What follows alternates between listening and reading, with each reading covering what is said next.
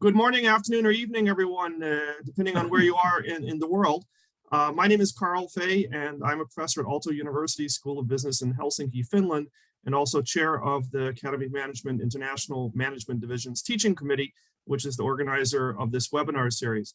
Today, we have a really exciting topic, which is teaching culture general, culture specific, and we're really lucky to have two esteemed speakers. Harry Lane, who's a professor emeritus from Northeastern University in Boston, as well as a professor emeritus from Ivy, where he also worked for a number of years. And in addition, we have Iris Berdrow, who is a professor at Bentley University, director of their MBA program, and an active researcher in a variety of culture-related areas. She's also taught widely around the world, including locally in Boston at Harvard, and has a lot of experience she'll be able to share with us. I should also mention that Harry has been the recipient of the Academy of Management International Management Division's Educator of the Year Award. And among other things, pedagogically, he is the author of one of the leading international management textbooks, International Management Behavior. So we're really lucky to have both of you with us today. They will first make some presentations, and then at the end, there'll be a chance for question and answers. Along the way, please feel free to put any questions you have in the Q&A box. Since this is run as a webinar, at the bottom, there is a Q&A function. Better to use that in the chat if possible. And also at the end, you'll be able to raise your hand if you would like. And Iris and Harry could call on you to actually ask you to orally ask questions. They're able to make it such that you can be seen and heard by others. So I'm sure it's going to be an exciting webinar. Iris, over to you. Great. Thank you, Carl. I'm really honored to be able to do this for the Academy of Management. I'm also honored to be on the stage here with Harry. I have not run a webinar before, so if I miss a chat comment or a Q&A, please know that we'll get to you. So the intent of this webinar is to offer an approach from our perspectives on teaching culture from two different lenses, culture general and culture specific.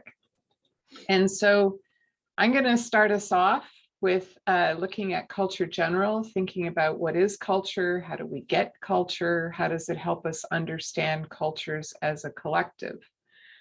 Harry's then going to jump in and focus on culture specific. How do we understand the culture of a particular group, our own cultural imprint, and what does that mean for working with people from different cultural backgrounds?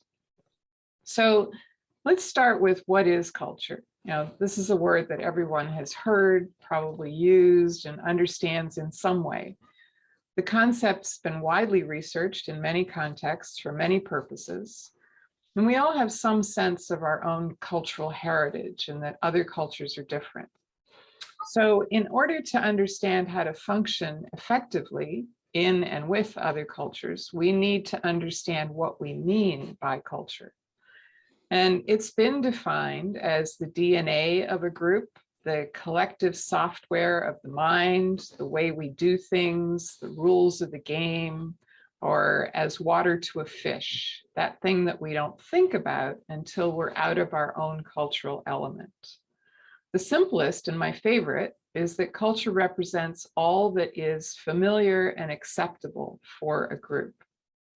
So a useful conceptualization of culture is as the VABNs of a group: values, attitudes, beliefs, and norms of behavior. Lane, i.e. Harry Lane, and Wisniewski summarize this as culture is the set of deep beliefs and underlying values that are shaped by a group of people to guide that group of people's interactions with each other. The beliefs and values are taught to successive generations as truths and are often so implicit that group members are unaware of the beliefs and values. And these beliefs and values are manifested in norms and artifacts in that culture. So what exactly are values, attitudes, beliefs, and norms of behavior? And what might some examples of each be? Values are the things that we think are important in our lives and our work and our interactions. They define for us our priorities and guide our actions and decisions. Attitudes are our emotions and beliefs towards a particular thing. I think of these as our compass. We tend to have a common response or orientation to particular issues or events. For example, we have an attitude towards child abuse or clutter in our home, spending money on things we don't really need. Beliefs are what we accept and trust to be true. Beliefs are not necessarily grounded in fact. They can be derived from our perceptions, our experiences, and what's called our line of sight, the point of reference from which we see things. Norms of behavior, which are abbreviated as norms, are the ways in which we act and interact, the habits of behavior that feel familiar and acceptable to us. For example, a norm might be that I always smile when I say hello, and I always say hello when I pass someone in the hallway at work. So now that we've got a working definition of culture and understand it as values, attitudes, beliefs, and norms, let's take a step back and consider national culture as an orientation point. We often look at culture at different levels of analysis: personal, group, team, organizations, industry, country, or nation, and universal, i.e. the globe. So why do we focus on country when understanding intercultural effectiveness or global leadership? Again, referring back to Lena Masnevsky, within a country, the institutions that carry culture tend to be pretty powerful and consistent. For example, an official language or languages that's taught in all state schools, that's used in government offices, used in public media. Countries have a common legal system, constitutional or civic or Islamic law, a government system, a democracy or a monarchy, and a single relationship between church and state. And these common elements of infrastructure can and often are different from the neighboring countries. The common elements of cultural institutions within a country are influenced by history, language, religion, climate, and people raised within that country learn the values, attitudes, beliefs, and norms shaped by those influences and institutions. So, for example, a person raised in a democratic, socially progressive country will learn independence, trust, and personal rights. A person raised in a war-torn, militaristic, economically underdeveloped country will learn fear, uncertainty, and self-preservation. When both of those are working together as adults, their reactions to things like a dropped glass bottle shattering on the floor are going to be very different. So, how does our family, our history, and our country imprint upon us our understanding of how the world works, i.e., our culture? One truth of humanity, although we could have a philosophical debate about this truth that would span much longer than our hour, is that we don't choose where we're born or who we are born to, that is, our parents. Yet that location and those parents and family members imprint on us assumptions. Assumptions are taken for granted beliefs about how the world works. We cry and someone holds us. We flick a switch and a light comes on. We go to the park and we are safe. We take a job and our rights are protected. These assumptions help us get through everyday life. Otherwise, we'd constantly be trying to figure out what's happening, what things mean, how we respond to them, right? And as we get older, we start to make decisions on our own. We venture into new environments. We travel the world. We discover new things.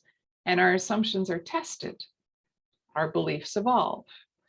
But that early imprinting stays with us. Take language, for example. While we may learn new languages as we get older, our mother tongue stays with us. You know this, we have smells, foods, events, images that we think of as home. So how do we move between this understanding of culture as a general idea and my understanding of culture? Well, we differentiate between culture general and culture specific. Culture general refers to those general principles, the definitions, the conceptual models by which we understand culture, the processes by which culture imprints values, attitudes, beliefs, and norms onto people. These are helpful for us to understand that culture exists and defines how the world we know works. So that culture comes from history, language, religion, geography, and these commonalities shape what people care about, what they believe, how they view the world. From those shared assumptions come our institutions, the infrastructure by which our society operates. The shared assumptions and values define the nature of our organizing and operating structures. And then within those institutions, individuals' perceptions and interpretations about the world are shaped, leading to our individual behavior. And as we know from our org behavior teachings, behavior is a function of both the person and the situation. So in this case, the person is the citizen, the situation is the context in which they're raised and taught how to survive and thrive in the world. The challenge is that most cultural differences can't be seen. There's a common metaphorical image used to describe this challenge, it's the iceberg. We use the iceberg as a metaphor because of its characteristics. You only see 10%. The part you don't see is a different shape and potentially dangerous, and they tend to change slowly over time. The tip of the iceberg, that 10% that we see, represents the visible and tangible artifacts of a culture. So the language, the clothing, the religious artifacts, the written rules, the procedures and laws, the way people act and interact. These are typically things that you're going to find in a book titled 101 Things to Know About ... The second layer below the surface is not as visible, but we're aware of them and can talk about them. These are our personal values and attitudes. For example, how important is protecting the environment? Is it more or less important than my personal rights and freedoms? What do we think about government intervention in societal issues such as healthcare? We can't see these things, but we can talk about them. The deepest levels of the iceberg are the most dangerous. We don't know they exist until we run into them. These are the deeply held cultural assumptions about how the world works. We typically do not question them, and they typically drive our perceptions and interpretations. So I want to give you a personal example. After completing my doctoral degree, I'm Canadian by birth. I immigrated from Canada to the US to take my first job as an academic. I was in my mid-30s, having already had a career as an accountant, and so understood a lot more about how the world worked than when I was a teenager. I knew that border customs and immigration was nothing to take lightly. They could be, and had good reason to be, suspicious of people's intentions and behaviors. Me, being a good citizen, good Canadian citizen, I wanted to be prepared and not cause conflict. So I called the US Customs and Immigration Office for assurance that all my paperwork was in order, wasn't bringing anything across the border that might get confiscated or get me imprisoned. The agent I spoke with listened to my explanation, went through my list of worldly goods and paperwork, and answered all my questions. And my last question was, is there anything else I should consider or be aware of? And his response was, yes, your guns. I laughed. I mean, surely this man was joking.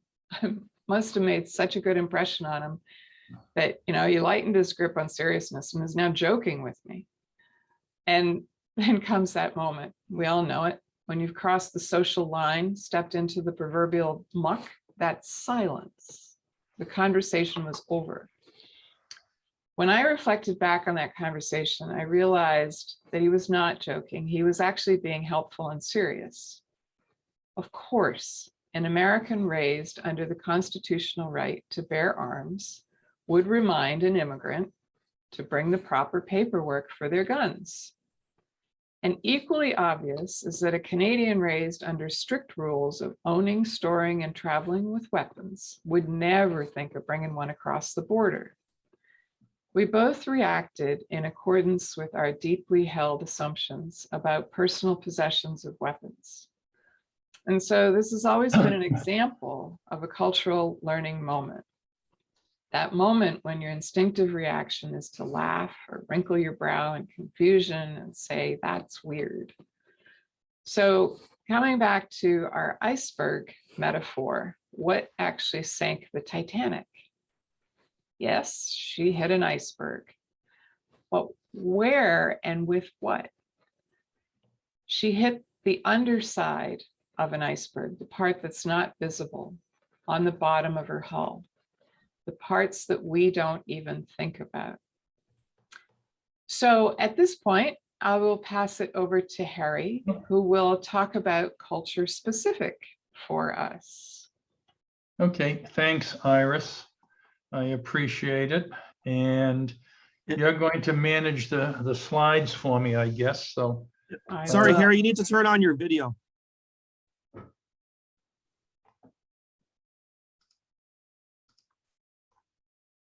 It takes a village. yeah, well, it takes more than a village for me in the. All right, there I am in Jamestown, Rhode Island. So, all right, Iris, let's go to the next one and we'll begin. So I think the important thing to remember is that culture is a group level phenomenon.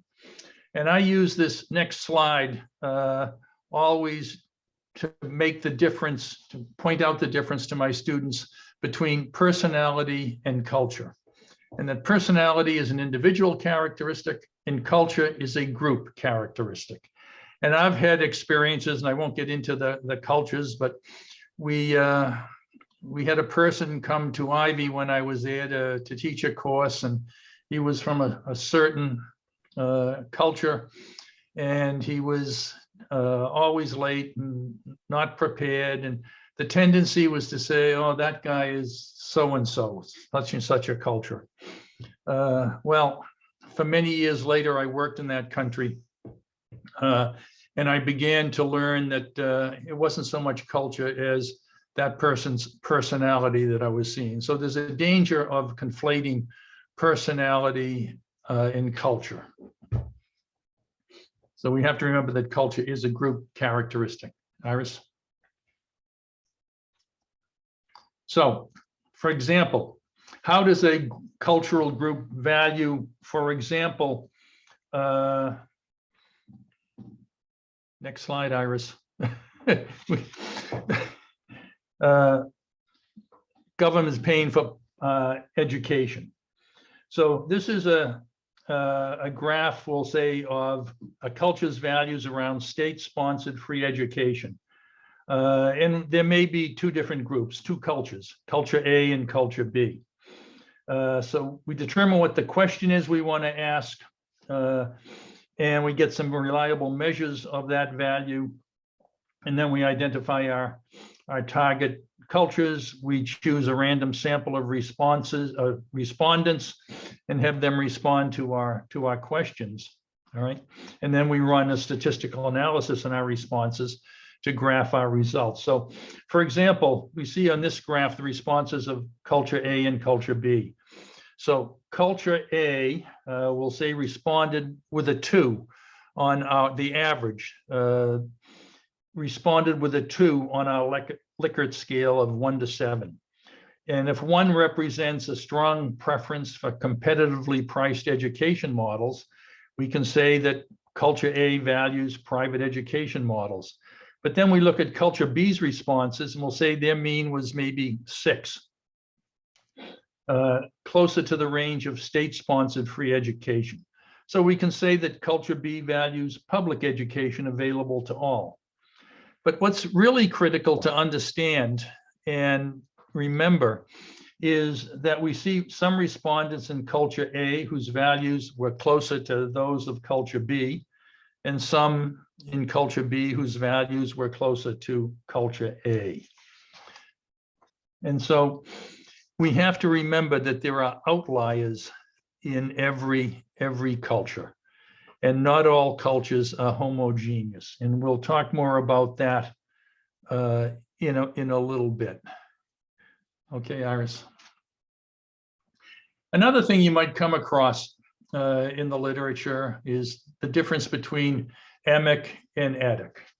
Emic is the inside perspective. It's a focus on a group within a culture or a person. It tends to be more subjective and experiential, their understanding of what's going on. And it's an emphasis on the uniqueness of that culture versus etic, which is a focus across cultures. We think it's objective, looking for universal behaviors, and it's more of an outside perspective. And the etic is probably much more what you see in cross-cultural management textbooks, discussions. And the emic, I have a friend that just published an article on doing research combining both emic and etic from a decolonial perspective. And what I find is that probably the discussion of emic and etic is perhaps more pronounced in intercultural communication research and those people that have a decolonial perspective and looking at the more the subjective and the uniqueness of a culture. Okay. Another thing that I tell my students about culture is that it's learned. It's acquired from our social environment so early, we're usually unaware of its influence. It's shared, and it's not random. Patterns exist. And if you remember the maps that in Hofstede's research, you see the Francophones tend to cluster together, the Anglophones tend to cluster together, and the Spanish speakers also tend to cluster together. And I really like Hofstede's comment, quote, insight, if you will, that culture is the software of the mind that distinguishes members of one group from those of another. And since Iris gave you a personal example, I will also. I'm an Irish Catholic from Boston. We lived with my grandparents growing up. My grandfather was born and raised in South Boston, which was an Irish ghetto back in those days. And they eventually moved out to a very nice suburb and became lace curtain Irish, which meant we had lace curtain window treatments. But why was I Irish? Why did I believe I was Irish? Well, Lane is not a very common Irish name, but my family is all Flynn and Feely, Hurley, O'Reilly. And when the Irish immigrated to Boston, primarily after the potato famine, they were the new immigrants, and it was the Yankees, the old English settlers and descendants of the English settlers that were in charge. And there used to be ads in the newspaper. So the Boston Gas Company at the time would be looking for someone to read the gas meters, or the electric company looking for someone to read the electric meters at homes. And in the newspaper, they would advertise meter readers wanted. And then it would say, Irish need not apply. So I-N-I-N-N-A, Irish need not apply. So my grandmother and grandfather were of an age when there was discrimination against the Irish. And this was important to them, and they would talk about that. So I learned early that I was Irish, and I would hear these stories that reinforced it. diversity started to come to my house, like probably when I was in high school, going on a date. And I asked my students, what do you think my grandmother would ask me? And they say, well, is she Irish or is she Catholic? And I say, no, it's always, is she one of us? And so there you see the us versus them orientation coming into it. Diversity arrived, I guess, when I took an Italian girl to the high school prom. Culture is also shared. It's a collective phenomenon. So I went to school with all the Irish kids in the area. And as I said, it's not random. Patterns exist, as you could see in the Hofstede maps. Okay, Iris. So here are some culture maps that we can use, and we'll put them all up there. And I'm not going to go through these in detail because I'm sure you know all of them or most of them. But Edward T. Hall is 1959. He's probably considered is considered the father of intercultural communication. And that's probably the first person that I ever read about culture. But there's also some, every time I see these, I think of comments or phrases or concepts that they developed. And Edward T. Hall is where the notions of polychronic and monochronic time orientations comes from. And Iris mentioned one of his insights, which was that water is like a fish. It's all around them. They don't see it, but it's necessary to survive. Kluckhorn and Strodbeck I actually used in my dissertation, and their values and variations in value orientations. And what always struck me was their insight, if you will, that all human societies must answer a limited number of universal problems, and that the value-based solutions are limited in number and universally known, but different cultures have different preferences among them. So the relationship to nature, mastery or harmony, the orientation to time, monochronic or polychronic, belief about human nature, good, evil, relationships, individual, collective, in orientation to space. And then everybody is well aware of Geert Hofstede and his value orientations. One that we have been using, and I think Iris might use it also, is the work style. Well, it's the global orientations profile from Aperian Global.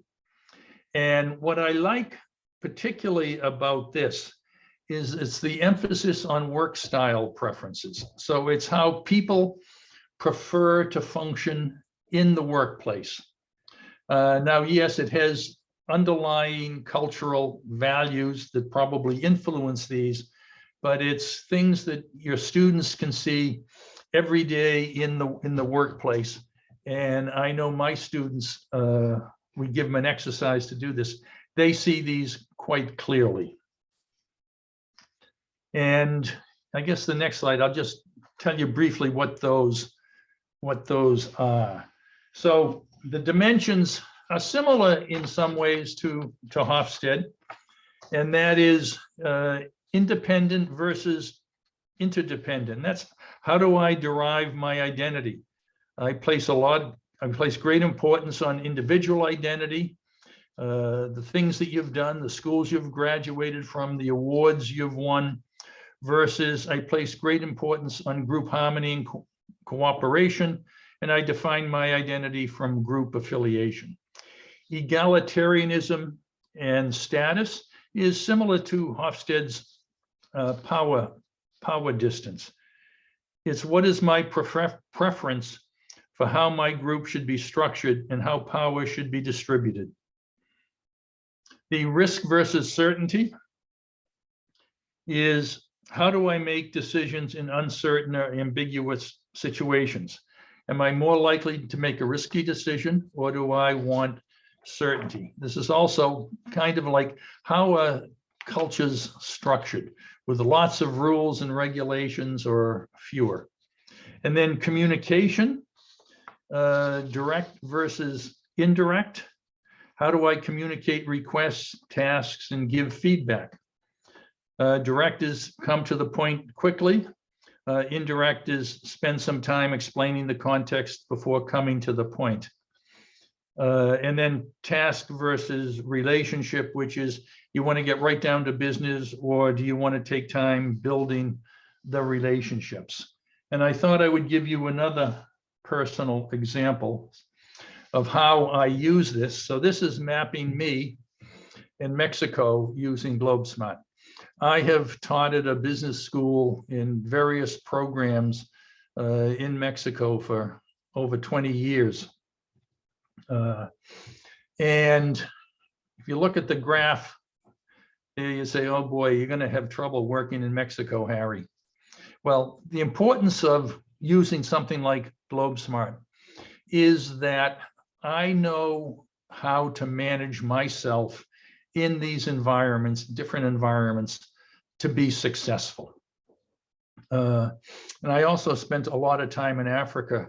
And I remember one of the people from Ivy that I was in Africa with said, Harry, you are really a different person in Africa than you are back in London, Ontario. You're a chameleon. And I think that's the point I try to get across to my students, is this allows you a good map in understanding you, and in this case, the average of the other culture, gives you a good place to start and allows you to manage yourself for success in another culture. And again, go back to, it's important to remember that there are variations in every culture. There's a distribution, and not everyone is the same. And I keep saying this over and over to my students, and I'll probably say it over and over today, is that not everyone is the same. You have to remember that. It's a first best guess if you're going into a culture where you don't have a lot of experience or knowledge. Okay, Iris. So here's a quiz that I give my students. We don't have time to ask for answers today, but so what is a map? And they hem and haw, and eventually someone comes up with an answer, and we talk about it. And I show them this one, that different maps give us different types of information. So this is a map of relative populations of countries around the world. And then a little closer to home, if any of you know Boston or have been to the Boston Common, this is a map of downtown Boston, the Boston Common, and the Frog Pond. And I use this to reinforce the lesson that a map is only a representation of a territory. It is not the territory. You have to get out into the territory to truly understand it. And I'll give you one more quick example. I think we have time. And that is, I was doing an executive program for a company, and I had two people from this company, well, more than two people, but two people in the company told me about this experience. They were in a country in Africa where they were supposed to install a big base station for telecommunications equipment. And they had their trucks loaded with the equipment and everything. And they got to a lake that they had to cross to get to their destination. And there was only one small ferry that could take maybe one car or a couple of cars and one truck across. And so they called headquarters and told them, hey, look, we're at this lake. There's a big lineup of traffic waiting for the ferry. The ferry has limited capacity, so we're going to be late. We're not going to get this done on schedule. And someone at headquarters said, "You're crazy. I have a map in front of me and there is no lake there." What the person in the headquarters didn't understand was this was the rainy season in Africa, and or at least in this country. And in the rainy season, there is a lake there. So I use these stories again to reinforce to my students, a map is a representation of the territory. It is not the territory. Iris? So again, you use maps to get understanding, okay? Whether it's cultural values, Globe Smart, Hofstede, or some other one you prefer, personality, tricolor, diversity icebreaker, MBTI, thinking styles, gender. There are many, many differences that influence people's work preferences, okay? So we have to remember that a map is a representation of the territory, and it's simplified, but in a way that's useful. And it's based on objective data, research, and it's updated with new data when available. It shows you are here and they are there, landmarks. So it helps you figure out how to get from here to there, like in a shopping mall map, if you will. They help you enter a new territory. And so when your local knowledge is better than the map, you can stop using the map, okay? But the more important the situation, or the newer the situation, the more important it is to map explicitly. So we have to remember that Globe Smart is, or Hofstede, or any of them, social maps. Okay. So yeah, there are some dangers. Cultural bias, interpreting and judging phenomena, in terms of your own culture. Stereotyping, which is the simplified mental picture of an individual or a group of people who share a certain characteristic. And we'll talk about some more of those dangers in the next point. And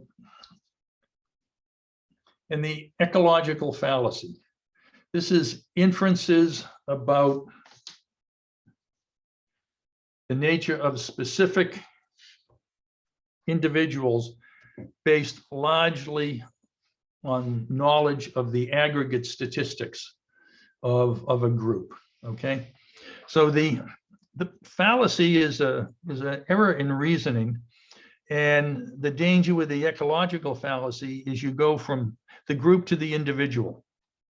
There's also the reverse, the exception fallacy, which goes from the individual to the group, and it's a group conclusion on the basis of exceptional cases. And this is an example, it's often the basis for a lot of sexism or racism. You see one person and you generalize to the whole gender or to the whole race from that one individual. So things like Globe Smart, Hofstede are based on research, and at least with Globe Smart, they're continually updated. But again, you have to remember that it's a first best guess and that nobody is the same. So that's how you avoid stereotyping. And so if you talk about one culture, the Mexicans, the Germans, or whatever, you have to remember that you're talking about on average. So working in and with different cultures, what do you need to be successful? Well, you need some knowledge of the country. That would be helpful, knowing where you are. Some of the history can be really important. Some cultural competence, knowing what to do and what not to do. And I'd have to think, but I could probably give you examples of faux pas I have made in many cultures around the world. And then a global mindset. And I really particularly like this quote from Marcel Proust, who says, "The real voyage of discovery consists not in seeking new landscapes, but in having new eyes." And that's what's really important, is being able to see the world differently. And that's what I tell my students in my course, which is, I hope that when you leave this course, that you do see the world differently than when you started this course. And lastly, I think this may be the last slide. I put this up for my students because you have to remember there are many types of culture. There's national culture, there's regional culture, there's religious culture, etc. And this is an example of, I used to say that culture does not necessarily mean country. And this was an ad for the Nike Air Dry Goat feature. And I will read it. I think you probably can read it, but I will.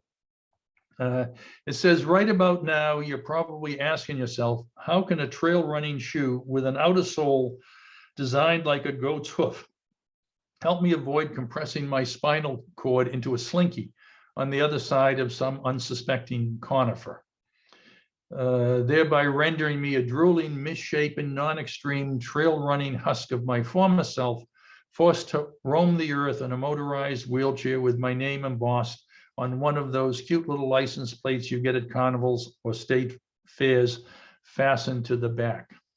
Well, they got an awful lot of criticism about this ad from people with disabilities. And so they had to remove it. One other thing as I'm reading this, you have to avoid, because I teach classes, or I have taught a lot of classes with people from multiple cultures, and you have to decode some of the American slang in there, names of products like Slinky, and what the motorized wheelchair is. So you may have to do, if you remember when you use examples like this, that you may have to do some translation of what's in there. But so culture does not necessarily mean culture. You can look at culture many different ways. And there was an article, I don't know, it was in Jibs or Academy of Management, that pointed out that very often regional cultures within a country can be greater than differences across cultures. And so, for example, in the States, I might say something like, people in Texas are probably not the same as people in Massachusetts, or don't think the same.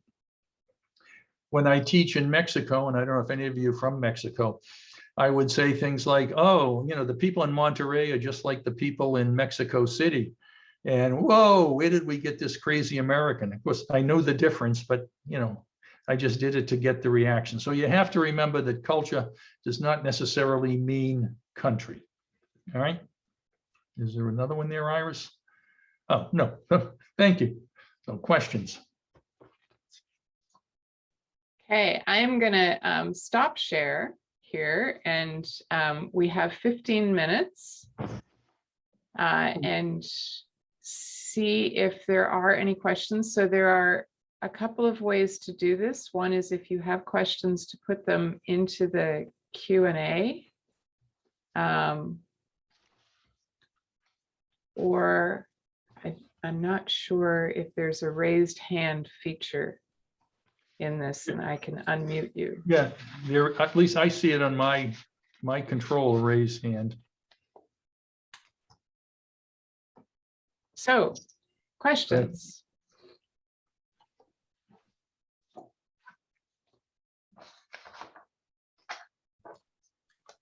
This is Carl. Maybe I can ask a question while people are thinking.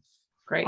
So one of the things that I always wonder about is, if you know like everything about every country in the world, and you go to some country, you know that country extremely well, what's your advice on how you should decide how much you should adapt and how much you should not adapt, since you have your own culture you're coming from too?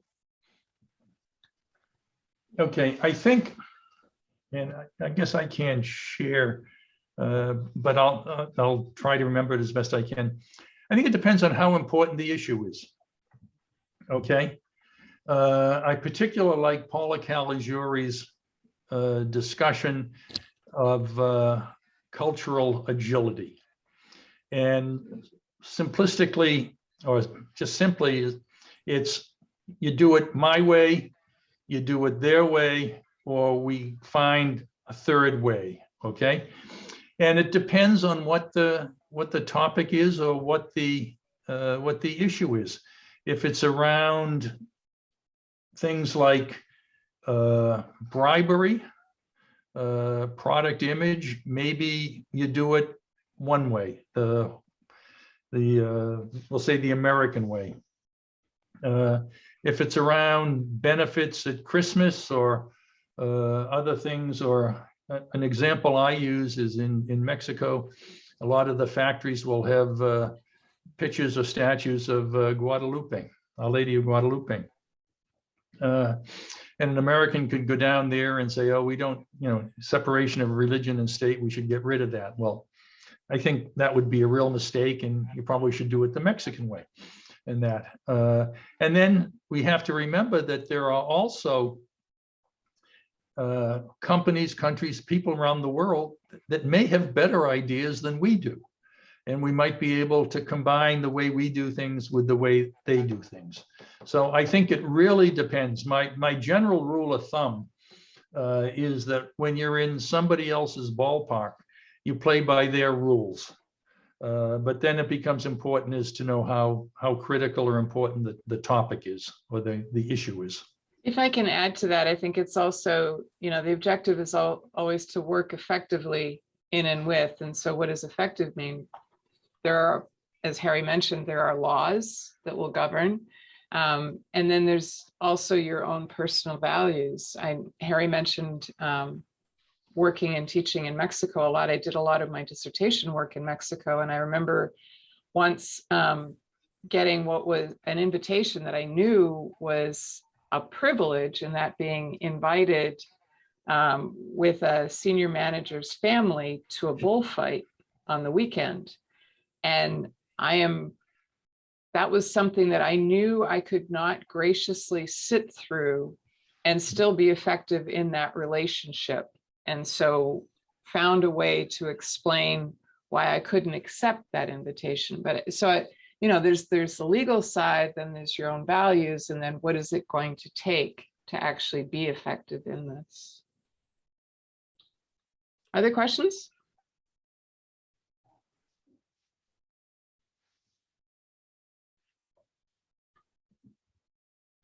Okay. Is a Yeah, from Tomka. Highly commendable to stress that culture is a group level construct to ultimately reduce stereotyping. How can we consider multicultural individuals in this framing? For example, individuals whose parents come from a different culture than where they live, so they're influenced by two different sets, and how can we transfer that cultural general construct to a person that is multicultural? I'm going to let Harry answer this, but I'll first confess that I am I'm bicultural. So I am Canadian by birth, born to German immigrant parents. I am the first non-German in many generations of my family. So I know exactly what you mean, but I'll let Harry answer that. I think my students, particularly the ones in the online MBA, I see this all the time. They tend to be older, more like executive MBAs. They may be in countries all over the world, all over the country in the United States. Many of them are first generation children of first generation immigrants. And when they do the Globe Smart exercise, which is the one we open the course with, they always, not always, but most of the time they find themselves, well, there's a little bit of German in me, but oh, there's a little bit of American in me, or there's whatever. And so again with the Globe Smart, it's work values or work preferences. I think if you grow up in a certain household, I can think of a Chinese student in Canada that I had who grew up in a very traditional Chinese family in Canada. And if she did the Globe Smart, she'd find herself probably more Canadian on some dimensions and more Chinese on other dimensions. So I think you have to recognize that we change as we go through life, and that both of those things, growing up in one country or growing up in a culture, influences. And you have to remember that. So you shouldn't be surprised when you find these bicultural people at all. It's a fact of life, and it's becoming more of a fact of life all the time. So my friends who know me well will they'll often accuse me of, oh, you're being so German. Alternatively, oh, you're being so Canadian. You know, yeah. you choose. We had a person at Ivy who will go unnamed, who was German, and I went with him to Germany to open up an exchange with a school there. And when we got to Germany, I'd say to myself, oh my word, you are so Canadian. And we're back in Canada, I say, oh, you are so German. I mean, so it really happens. So you just have to understand that there's no one way. And particularly when you're talking about work preferences, those change by your work experiences. And this is a skill and everybody on this call does this all the time, but this code switching, you know, it's interesting that code switching in our world, in intercultural work, is positive, it's effective. Code switching in the diversity field is talked about in a very different way, as something that's required in order to survive, and has a more negative connotation on it. But that ability to change the sets of rules by which you function in order to be effective in a certain context, whether that's your home with your parents who come from a different culture, or whether that's, you know, in the airport in Hamburg. It varies. So we have another question. Besides the Globe Smart exercise, what are some other interesting assignments used by you to engage students and have them learn better? All right. Oh God, I just put together a list of them we're going to do the 9th edition of the text. Do you have anything, Iris, while I'm thinking? Yeah, so we use the intercultural effectiveness scale, which talks about what do you need personally to be able to navigate different cultures. There's simulations. There is, you know, to get people the experience. We have all used Bafa when COVID hit. I created a virtual version of Bafa and published that. By now, Harry's found his list. No, I'm still looking, but it depends on what it is that you're trying to achieve. Are you trying to describe different cultures? Are you trying to get people to understand their skills in navigating them? Are you trying to get them to feel what it's like to be in a different culture? So the tools vary by your objective. Yeah. I mean, some of them, like Bafa is a terrific exercise, but it takes 3 hours or so and some setup, and I haven't been doing that recently because I haven't had the time in the classes to do it. Good.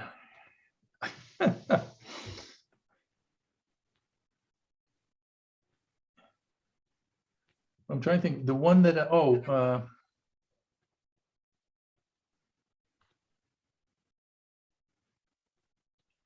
I use the diversity icebreaker, Right. The tricolor exercise. That's excellent. Is in around communication.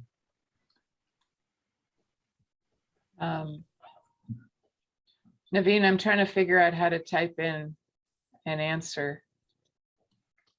Is he asking? Here we go. Yeah. So Bafa or yours? Bafa Keystone Catches is published through the Case Clearinghouse. Another one is Barnga. There's diversity. Yeah, thank you, Banga. Yeah. I'm assuming that these are coming through, or they will now, on the Q&A.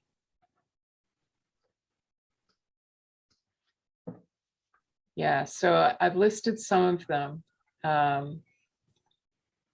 What we can do, Carl, correct me if I'm wrong, when we post the recording for this, can we also post a list of resources? Yeah, we can surely do that. That would be great. So if you can put together a list of resources, we'll do that. And just to remind everyone, you need to look in the answered question column if you want to see this, not just the open, which is probably where most people are looking to begin with. Of course, there also are a lot of cross-cultural negotiation simulations like Alpha Beta and many others. And I think Northwestern, the negotiation center there is a great source of those. Okay, there's a couple of others. I found the list. One that I haven't used yet, but I'm thinking about using. It was done by Paul Beamish and Andreas Schotter